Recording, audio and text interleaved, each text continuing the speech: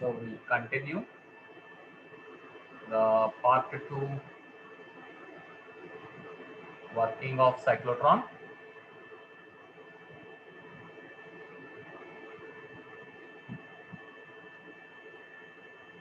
In the Working of cyclotron, part 2, second part we are in. And now, so the condition is that why copper is not magnetic. Copper is non-magnetic. You know, it is diamagnetic, non-magnetic, right? So it can't shield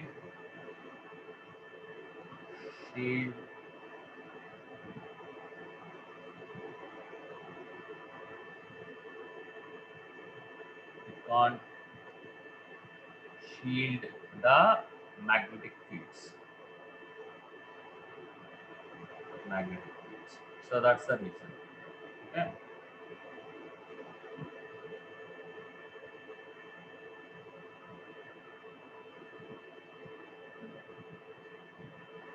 Now, how to calculate? So in the magnetic field, so it is subjected to magnetic field. So so how to find it will describe a circular path. Now the charged particle, the another thing, the charged particle describes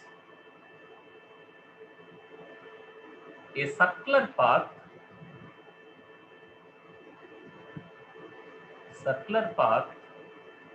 when it is subjected to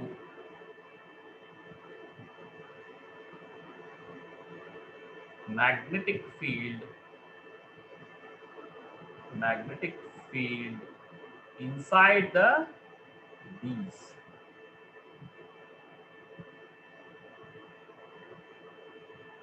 So this is another important point. The next thing is how to find the radius of the circular path. So the next point, how to find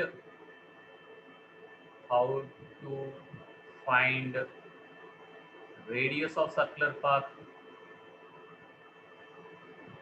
of circular path. So we need to know the radius of the circular path. This is a very important calculation which you have to keep in mind. The several problems based on this will come. There's a huge chance that they will be asking many questions on this. At least 2 questions I expect. Even in the JE, there is a chance. Okay, so you have to have, if you are you are going to write the medical also, it's very important, this part.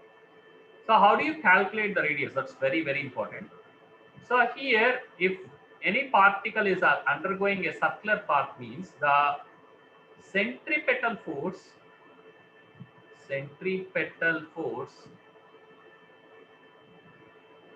okay, is provided by the magnetic force. So this is the idea what you need to have. The centripetal force, required centripetal force for the circular motion is provided by the magnetic force. This you keep in mind. So magnetic forces, you know that QVB. So we consider just the magnitude, assuming everything is perpendicular. And now centripetal force, if the mass of the charged particle is m, if the velocity is v, mv square divided by r. Let's equate these two and then cancel the v here. And now you got the radius equation. Radius is equal to mv by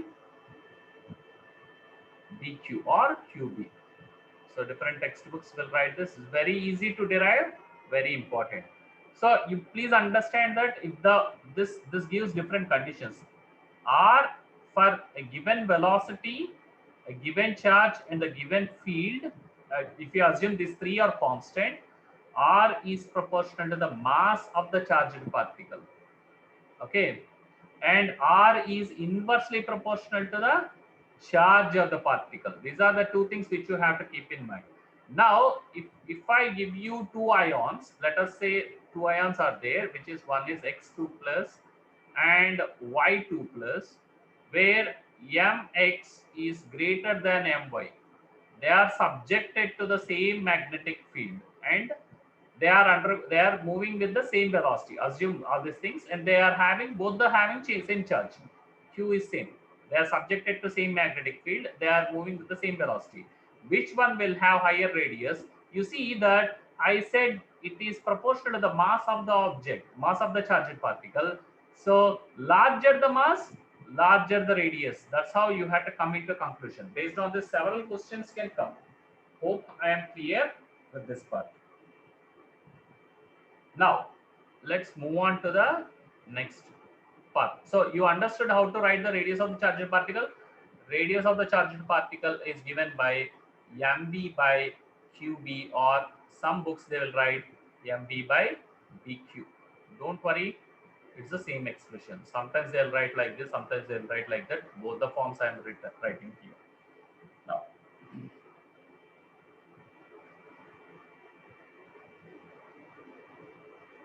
now after this we have the point. Assume that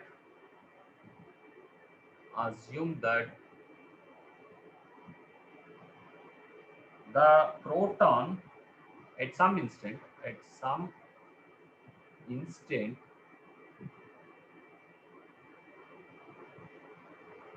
the proton enters into the proton enters into enters into the center gap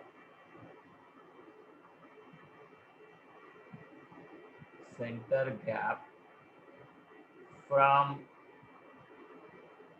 the D first D. Assume that it enters into center gap from the first D. The potential between the D's is reversed. The potential between the D's is reversed.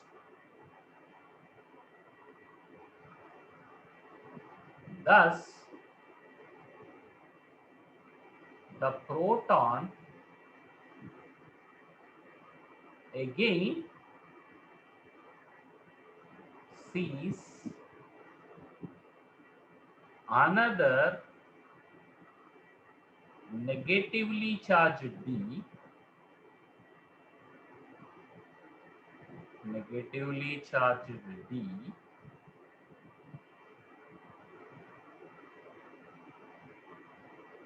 and it is again accelerated. And it is again accelerated. So this is the funda, and it is again accelerated.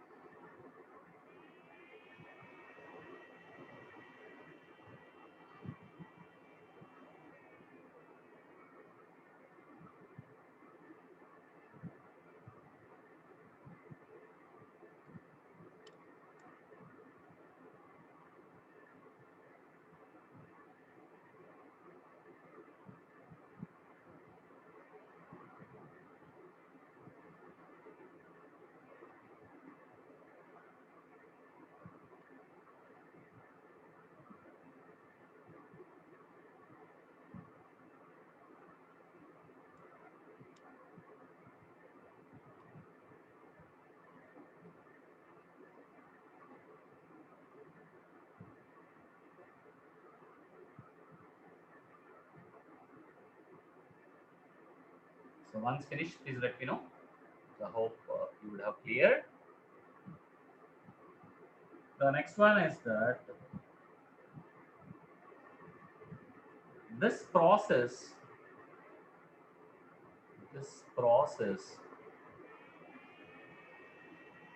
continues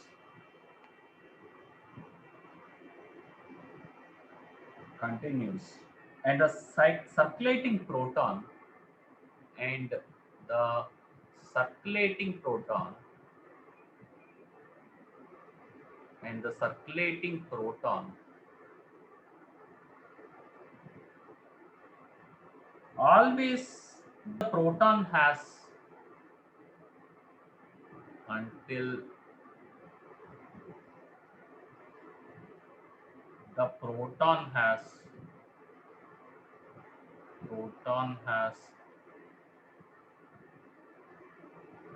until the proton has spiraled out of edge.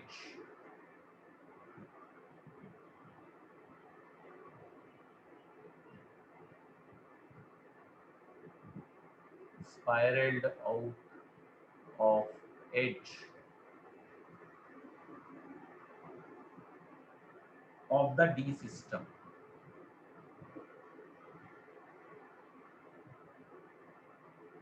Of the D system.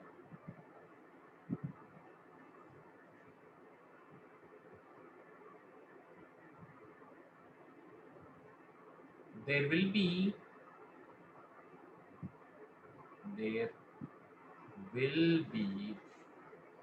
a deflector plate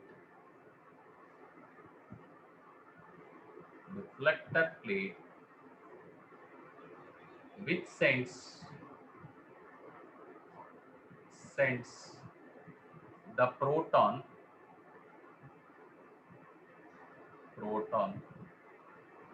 out of the exit port.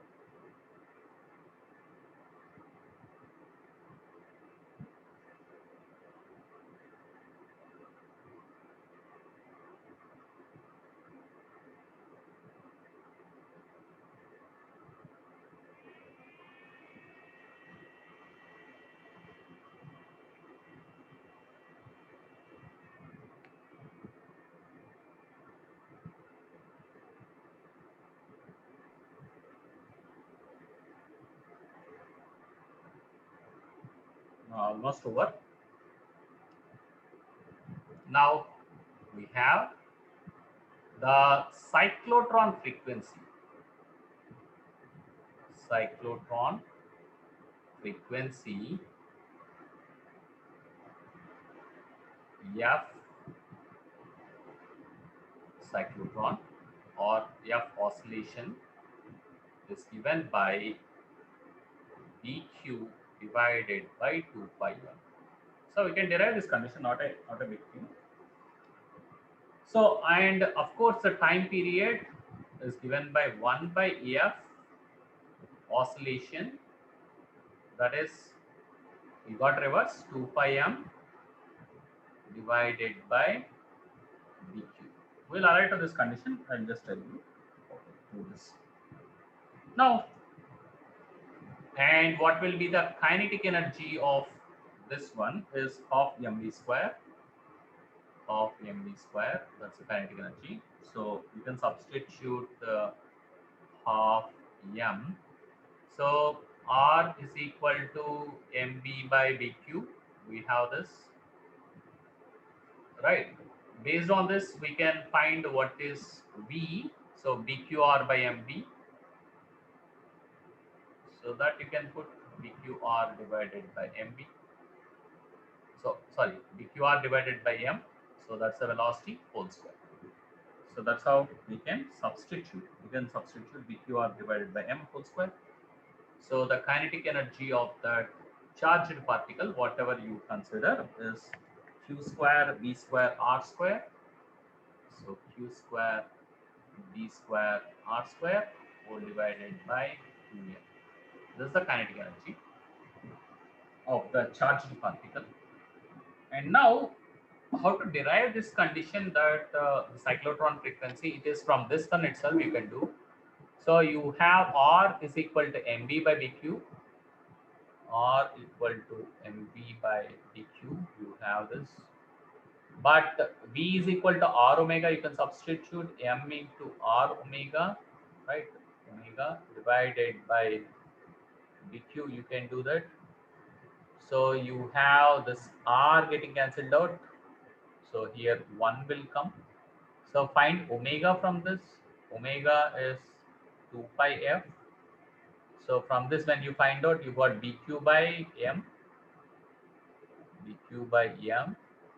And from this, simply you can find out what is f. That is f cyclotron frequency, or the oscillating frequency, that is dq by 2 pi m. It is very simple, not a very tough derivation.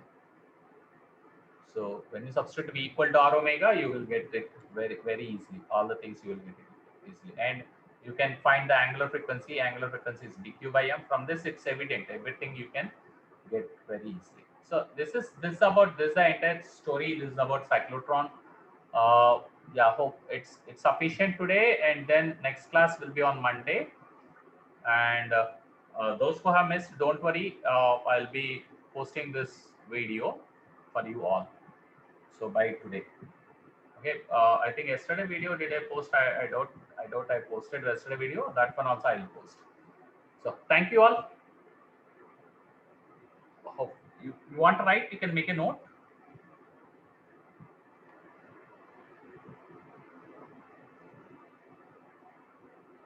Okay. Anyway, thank you all. Let's move on.